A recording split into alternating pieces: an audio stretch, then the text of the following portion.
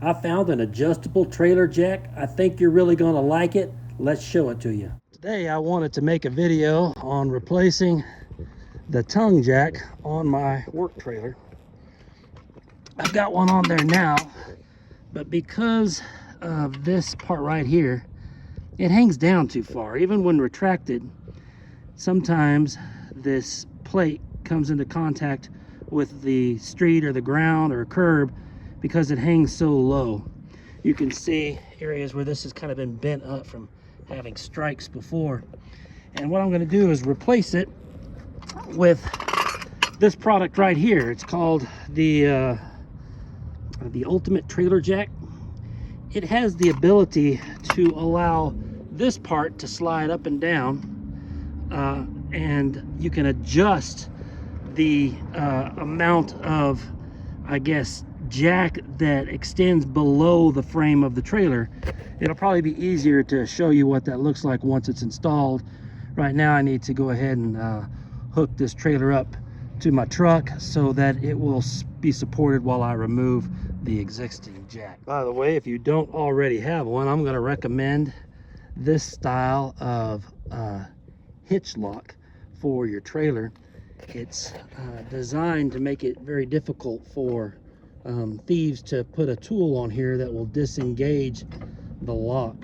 There's always going to be a way for someone to steal your trailer if they really want it, but this can really slow them down, or maybe make it so that they you know, go for easier prey somewhere else because yours will look like more of a challenge. I'll leave a link for this and the jack that I'm using today down in the comments. I do receive a commission if you purchase using that link. It doesn't change your price. It just has the seller pay me a little bit of a finder's fee. The way this works is it has a key that slides into the puck style lock. Then the whole thing comes off like so. And what's inside are two plates. The outer shell comes off, and then the inner shell comes out too. You can either disengage it by lifting up the hitch lock right here, or you can just rotate it and take it out. So I really recommend this product. Also, if you've got a bunch of tools in your trailer, it might not be a bad idea to throw an air tag in there as well or something.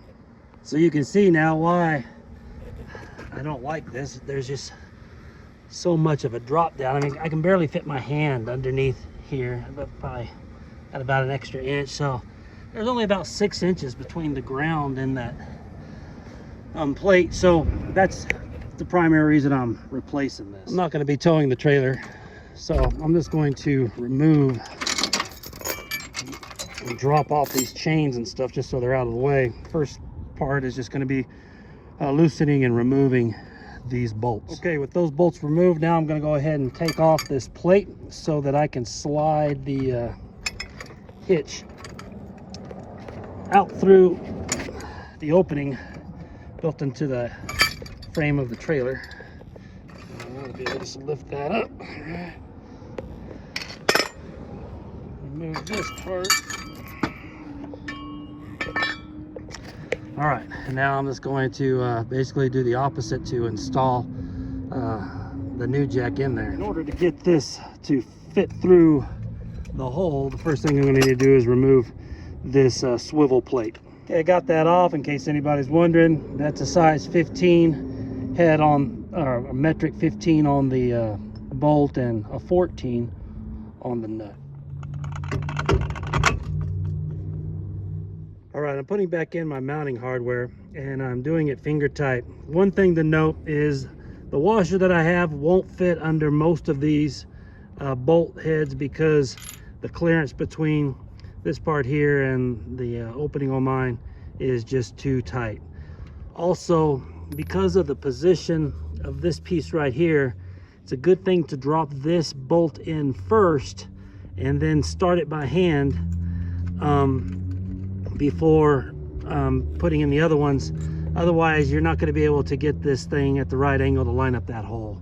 Now I'm going to stop the video there because as I was uploading this whole mess of video up to YouTube, I decided to go ahead and look at the assembly instructions, and I caught a problem. And that problem is that I failed to adhere to one critical step. Let me show you what that is. It turns out that this plastic retainer isn't going to be a problem for you anyways.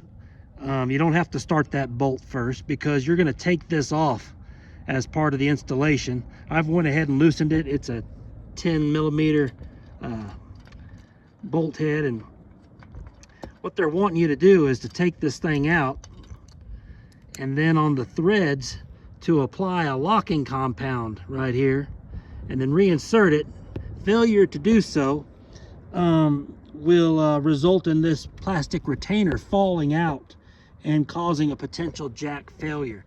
So you want to make sure that you put some type of locking compound on there. Just so happens that my locking compound is on my boat, so I'm going to have to go and get some and then put this back on. So you can go ahead and take this off when you're putting on these bolts inside the triangle piece, because it won't be in your way anyways. You can just move it out of the way. So I dug through my toolbox and this is the best I can come up with. I'm not going to drive all the way to the store and buy a little bottle of thread lock. This Loctite Power Grab will definitely do the job. It's not like I'm going to be taking this thing in and out, so I put a good amount of that on there, and now I'm just going to go ahead and reinsert it. Well, that's on there now. My mounting hardware in. Let me get these out of the way. I'll show you how this thing operates. Okay, my old jack, it used to hang down about as far as this one is right now, about the width of my hand, about 6 inches. What this allows you to do is unlock this pin, which disengages a pin from the holes that are on the side of here, and then you can lift the whole thing up.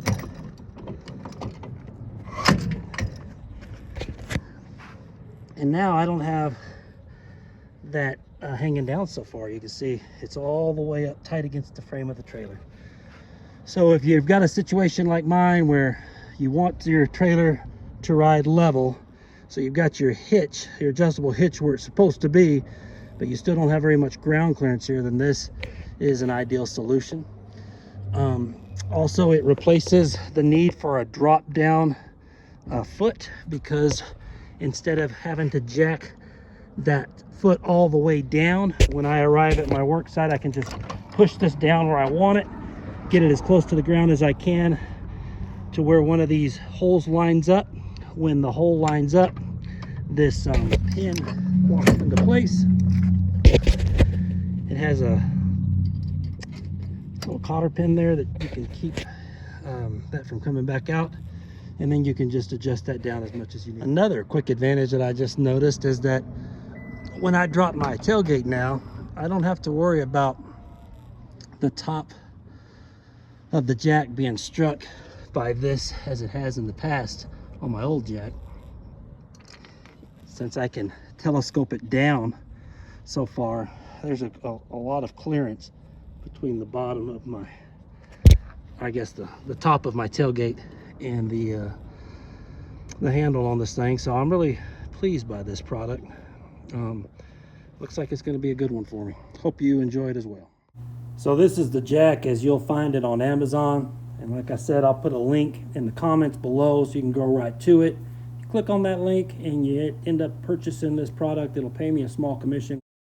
So this is my trailer hitch lock that I use from Proven Industries. It's a great lock. It fits a wide variety of hitches, and it's pretty easy to install. You can see how you hook it up. I don't do my chains that way, but thank you for watching the video. There's a link for this below as well. Thank you again. Bye-bye.